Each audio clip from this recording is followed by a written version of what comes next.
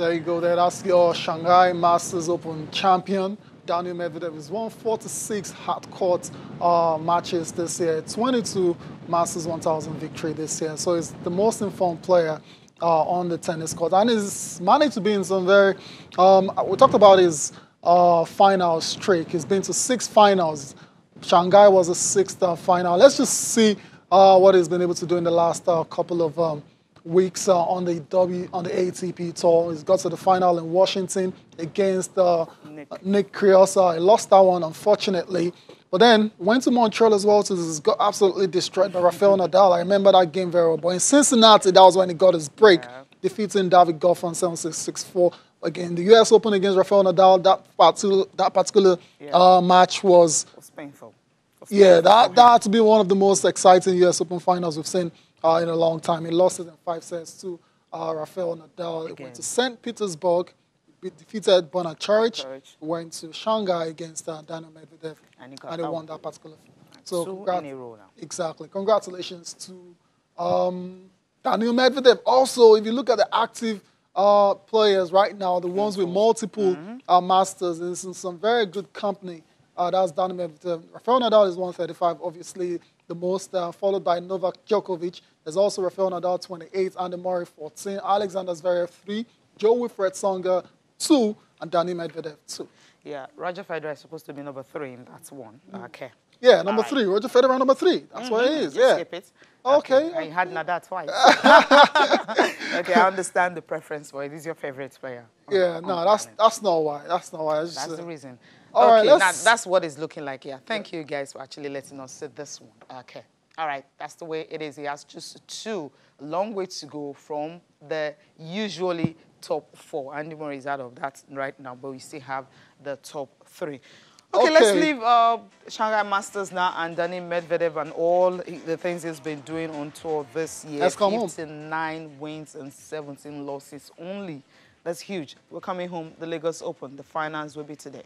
Yeah, I can't wait for that one to start. I'm hoping, seriously, that there's no rain. Because like I said before I came into the studio, it's cloudy. It started to get cloudy out there. And we know this competition should have ended over the weekend. The second leg should have started today. But that's not the case because of rain.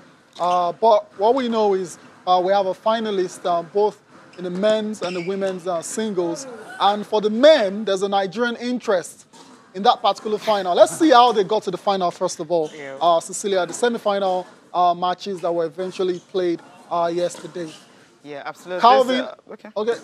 Yeah, I was just looking at, the girl from Burundi that is in the final, how she was able to get some set points and made it to the finals today. She will be facing a Brazilian. And, of course, the guy you talked about earlier, Calvin Emery, because the fact, singles men's semi-final style. Exactly. So that's Calvin Emery, who's got a Nigerian father. So I imagine a lot of people will be rooting for him at the stadium today. He prevailed over Takai Garaganga of Zimbabwe, 6-4, 6-love.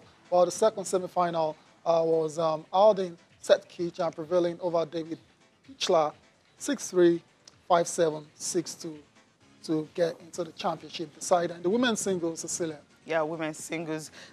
We have a Sada Nahimana and Fanny Oslot from Sweden, 6-3, 6-1. That's how that one ended. Laura Pogossi and Ria Bhatia from India. She lost out on this one. She just couldn't get into the next round. Okay, moving on. 6-2. Very, very comfortable victory for Laura. So the men's and women's final single, we got confirmation. It's going to be between Calvin Emery taking on Aldin Setkic. That's the men's singles final. Going to start by 10 p.m. today, while the second, the women's singles final is going to be between Sada Naimana and Laura Pigossi. Yeah, Sada, she's the only African in the final. So it's going to be a good one for her. We'll see if she can actually go ahead and win it. We've got some interest right here for the men because Calvin, his father, is a Nigerian, but he's representing France. And because, Sada, she's from Burundi, and she's in here, so it's another one. And coming here, she's actually played at the Wimbledon and Australian Open and US Open Junior tournament, so which is really a good experience for her. I mean, look at the way she's hitting the balls. Look how she's hitting it like so smoothly, and she's getting around the court very, very well as well. So I'm not surprised to see her in the final. First African finalist since 2012, apart from 2014, where it was only African players that came to Lagos. We remember what happened that time. So congratulations to her. Hopefully, let's see if she's going to go one step further and win the whole championship later today. Okay, so that's it for the Lagos Open. Let's move on with the show now. Let's talk a bit of Taekwondo. Yeah, I mean, the Korean Ambassadors Championship returns to Lagos for the 10th edition, and it's going to be we're going to be having about 150 athletes from 20 countries. So they will be arriving at Lagos this week to compete in the 10th edition. And it's going to be holding from 17 to 18, just 2 days, Thursday and Friday. That's when it's going to be. And of course, they're going to be battling for so many events. About a total of 21 events is up for grabs in this particular tournament. So it's going to be interesting in the sense that we're going to be having those Nigerian athletes that we saw at the African Games.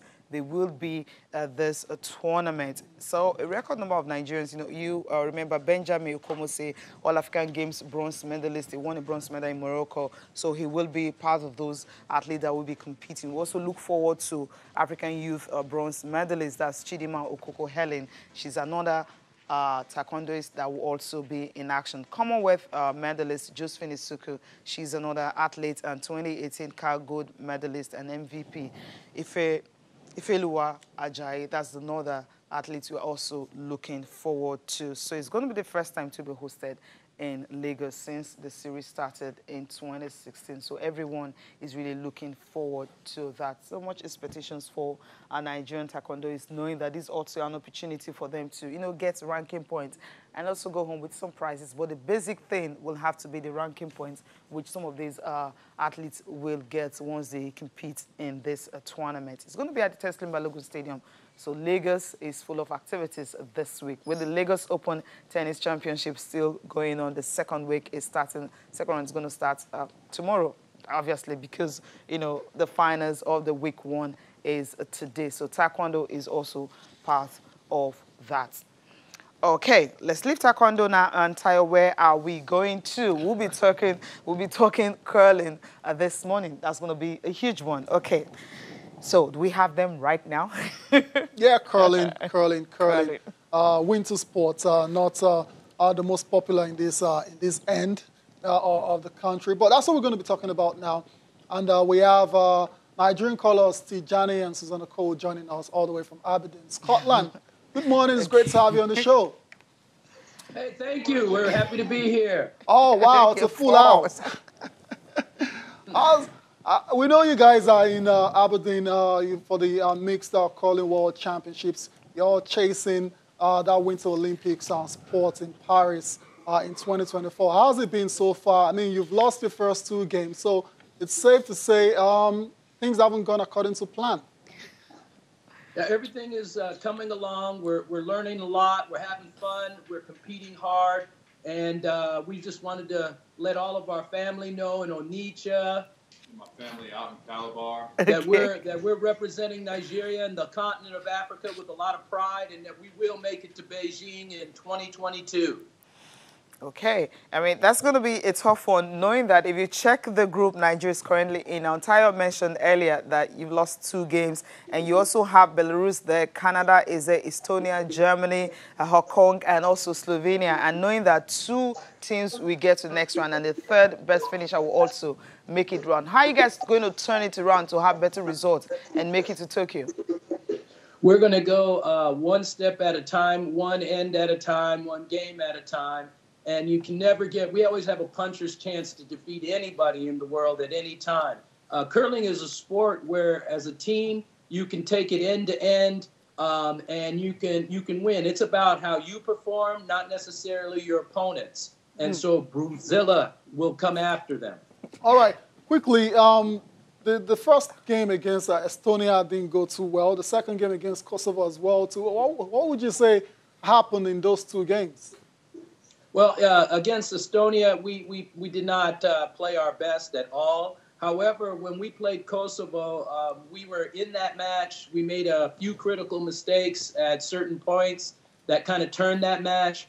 But as we always say, we win or we learn. And so we've learned from that. And as we go forward today, tomorrow, the rest of this week, we're going to keep putting things together, and we're going to keep attacking, and we're going to get those victories.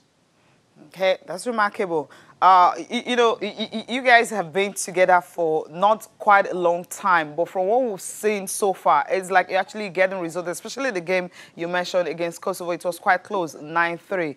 What are you going to do henceforth to ensure that, okay, you get better results? You say you're taking the games one game at a time, but what are you going to do differently in subsequent games to get a tighter contest and also get results?